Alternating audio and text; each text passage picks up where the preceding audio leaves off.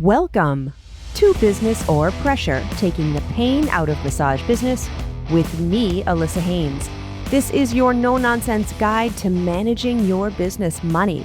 It's our mission to make sure every massage therapist and body worker has the tools to make a living wage in a thriving business. This is our first episode of 2025, and we are going to spend a lot of this year talking about the money in our business. How to manage it, how to change how we manage it, how to prioritize and reprioritize when circumstances change. Maybe how to take home more of it or how to put more of it in a smart place for later. But ultimately, in 2025, our goal is to feel good about the money in our business and to understand what is going on with the money in our business and to be sure that our earning and our spending matches our values and our goals. So it's the beginning of the year or whenever you happen to be listening to this episode. And I'm recording this, we're already well into January, and it can feel like you've missed the window for a fresh start or a clean slate. Be assured, you have not missed a window. Financial goals, all goals, are a long game, and you need a long runway just to set goals and make changes and settle into a new rhythm. And it doesn't matter when you start. You can start on February 23rd. You can start on January 1st. There is no magic in flipping a calendar page.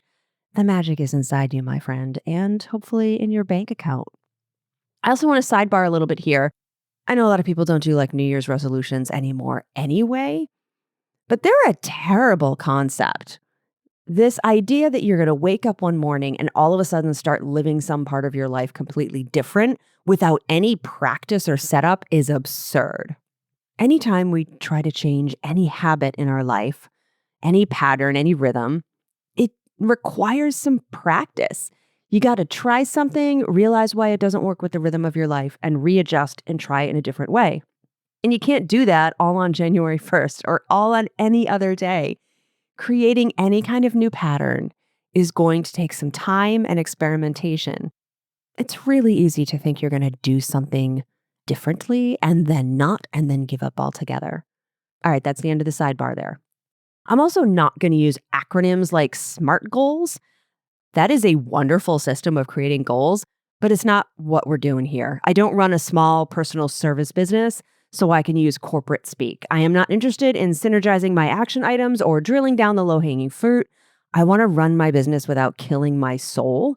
Our goal here is to pull our financial life together without igniting that little rebellious demon in your belly that makes you not want to manage money stuff at all.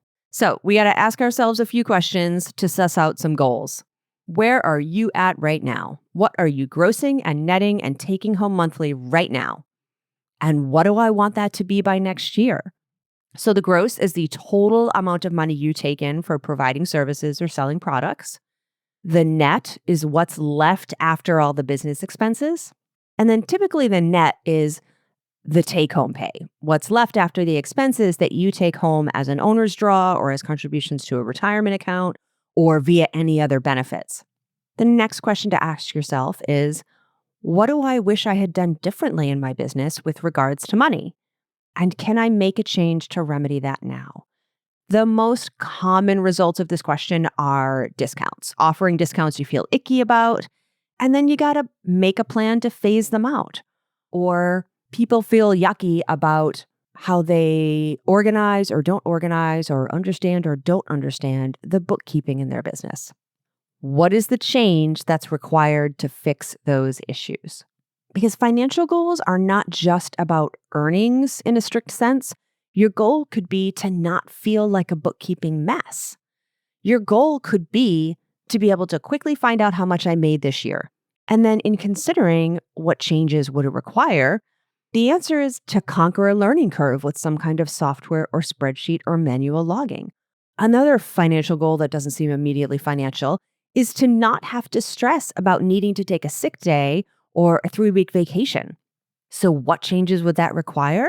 It would require a savings plan. And maybe that would look like auto withdrawing a certain amount of money weekly from your checking account and putting it in a separate savings account.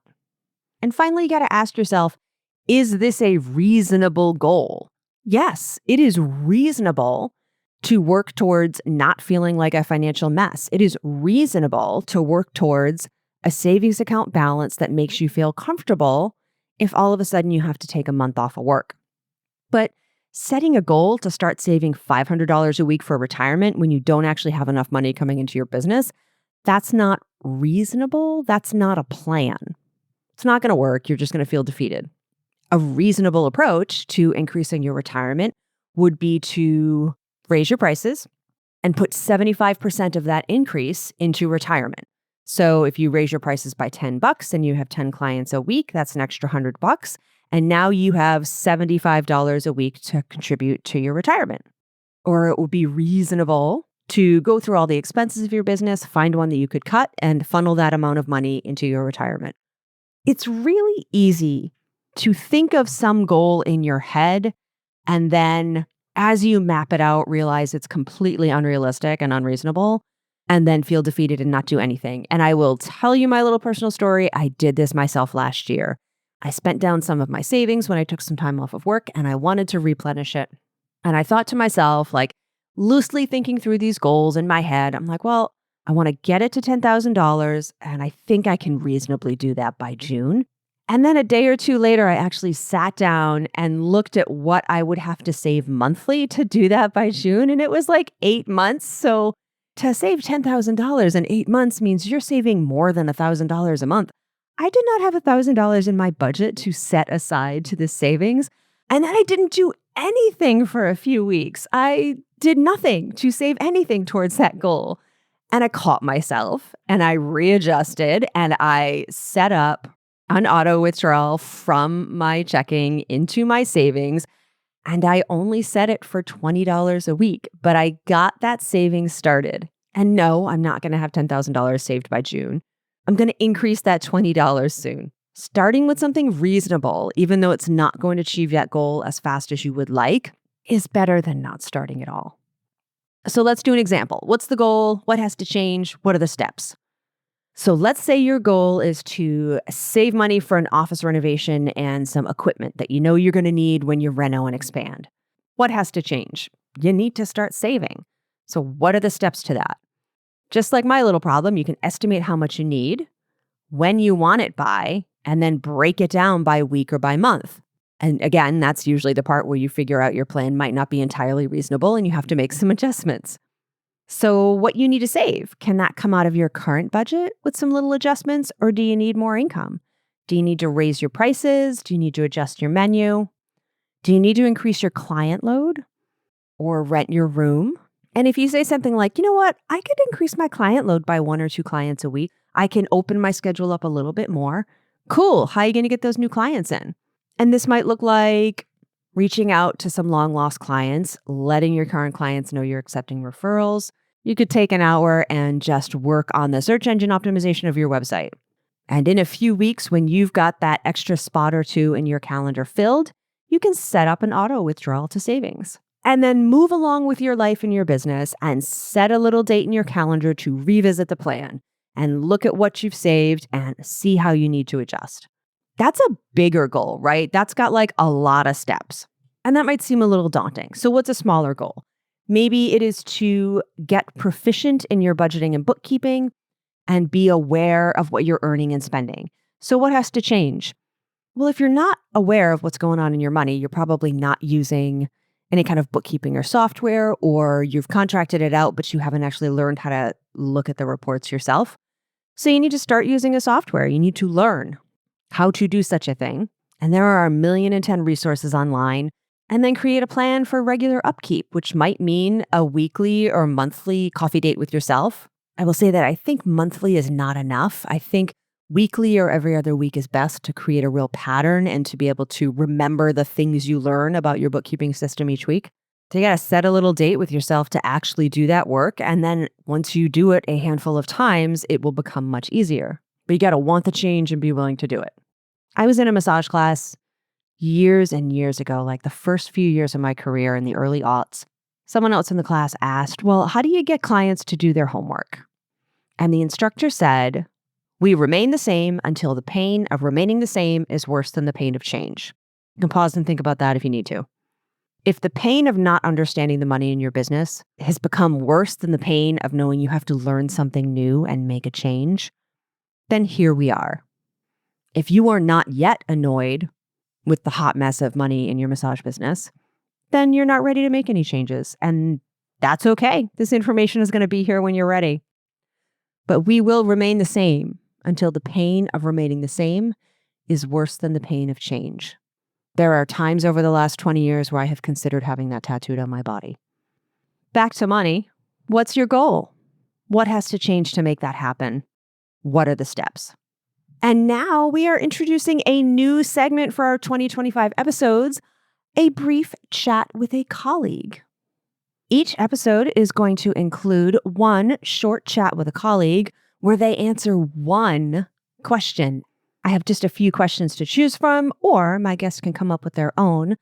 But they are questions like, what would you do differently if you could go back in time and start your business over again? Or what was your massage school right or wrong about? Or what do you do that keeps clients coming back? And my guest gets to choose the question. We have a quick conversation because I think it's really neat to learn little bits from other massage therapists. And we're going to jump into the first one now. For today's chat with a massage therapist, I have my friend, Marcy Basil, licensed massage therapist and certified personal trainer. Hi, Marcy. Hi, Allissa. How are you? I'm good. I want to tell you a little bit more about Marcy. She is the owner of Connect Bodyworks and chief muscle mover. She is currently creating, in addition to her hands-on practice, she's currently creating an online village for women over 40 looking to increase mobility, strength, and community as they navigate the aches and pains of aging. You could not have more succinctly crafted a sentence that defines who I am. So I'll be joining up for that in the next couple of weeks, probably. Marcy is also a website designer specifically for women-owned businesses. So if you need a website, you can learn more from her at bluesettercreative.com. She does lovely websites. All right, Marcy, anything else you want us to know about you and your massage practice? Well, I am also a massage instructor, which comes in handy when clients have anatomy questions or they ask, is that a knot? What is that? Where did that come from? Why do I have that? So I have answers for them, which is nice to have. I also want to note that Marcy is gifted and so generous in teaching other massage therapists about working with larger bodies and specializes in working with larger bodies. And I think there's not enough people doing that, and there's not enough people saying that they do that. So I wanted to point that out as well. But our primary question for you today is, what do you do that keeps clients coming back? Well, I've already alluded to it when I was talking about myself being a massage instructor. I love to teach my clients about what's going on with their body and what I'm feeling. And it's not just, oh, wow, that's a big knot you have. I like to explain to them why I'm doing the work I'm doing and how that is going to impact them going further with their healthcare and with their wellness journey. And it sometimes my clients are wondering, why did you start me face up when I was telling you it was my middle back? Well, that's where the teaching comes in, right? Because you've got to explain to them working on your pecs and then going into all of the underarm work that goes in with issues that have to do with back issues. That most massage therapists, I don't want to say most, but a lot of massage therapists don't, they just work on what the clients think needs to be worked on and move on to the next client. I like to educate my clients on why they're doing that. And the feedback I get is fantastic. This is why I come back to you. This is why I refer people to you, because you go above and beyond what I would get in just a spa environment. And they love that. And they keep coming back in droves. Client education, then. Client education, as simple as that. We're going to tangent for a moment. Do you tend to give your clients homework? I do. I absolutely do. I'm also a personal trainer. And I did that on purpose because when I first got my massage license, I was not a trainer. And I live in Texas. And in Texas, you're not, unless you're a trainer or a body worker, like a PT or something, you can't give them exercises to do at home. You can show them and you can suggest it. But as a personal trainer, I can say, hey, try doing this 3 times a day and see how that improves or, changes how you feel about your body. And I check in with them after a few days. Hey, have you started with the homework I gave you? If they haven't, I do a video for them and I send that to them. And then they have it. And then I check in another week after that. And almost 2 person, once I send out that video, they are doing it and they all see improvements with just simple exercise, even just using a tennis ball on their back. Nobody has suggested that to them. And once they start it, then they want more and more. And then they come to me. So you already kind of answered the follow-up question, like the Oh, reason I asked, which was that, do your clients even do the homework? So you become a professional nag to get them to do their homework by following up and making sure they have the instructions. And I'm going to guess that like some people probably still don't, yeah. but your compliance sounds like your compliance has absolutely increased with being a nudgy nagger as well. Yes, exactly. I like that nudgy nagger. I think I feel like I need to make a T-shirt that says nudgy nagger on it. So one of the things a client did for me was become my nudgy nagger, knowing that I had my personal training certification. She's like, "Why don't you have a gym? Why don't you open a gym in here? And then we can just come in and work out with you before our massages, and then we get a twofer. You get." Honestly, the extra income, but you also make that connection with your client that nobody around here has been doing. And I did that. I opened a gym last year. I have the equipment in my clinic. And if they really want home exercise workout, then I can work with them online from their home with whatever equipment they have at home. And we've set up, I've got like 3 or 4 clients that do that now.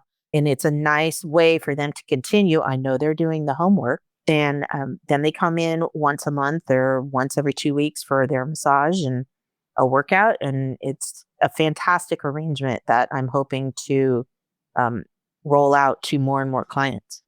I think you just touched on something so important about building a practice is seeing what your clients' needs are and then giving them that, right? Like, so for some of us, it's, oh, I've had so many clients who have gotten cancer diagnoses. I need to get trained in oncology massage.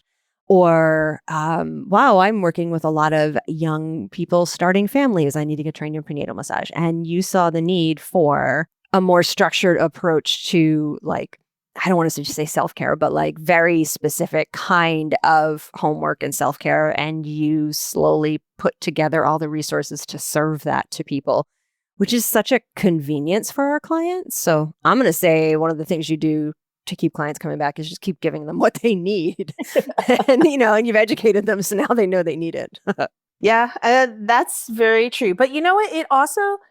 It rolls back into I get from them. I get the feedback and I don't even have to ask them for feedback. They just give it to me as far as, you showed me this exercise and it was great. And now my shoulder is feeling better, but I'm having problems with my hip. What can we do with that? And how can I do this? And how can I do that? Or I sit at a desk all day. And when I stand up, I'm very creaky and everything's popping and messed up and I have no mobility anymore. How can we work on that? And they are happy clams when I show them just simple exercises. They do them at home. Then they crave it. They want more and more. That is brilliant. Thank you so much, Marcy Basil, for sharing that pro tip with us. And you know what I didn't ask is, how long have you been a massage therapist? 14 years. Dang, girl. I know. It feels like yesterday that I was in school. honestly. Well, clearly you're slamming it down there in Texas. So good on you. Thank you. Thank you so much for sharing this with us. And again, if you need a website or just good business advice, you can find Marcy at bluesettercreative.com. And her massage practice is Connect Bodyworks in Texas. And we'll have the links to all of these things in the show notes as we do. Thank you, Marcy. Thank you, Allissa. It was great to talk with you. And that wraps us up. If you have a question about running your business or an idea for an episode, or you would like to be my guest for a chat with a colleague, please reach out via email, businessorpressure@abmp.com. You can also find me building websites and coaching massage therapists at deepbreathdigital.com. And make sure you're subscribed to ABMP's podcast so you don't miss a beat. I will see you right back here for the next episode. I can't wait.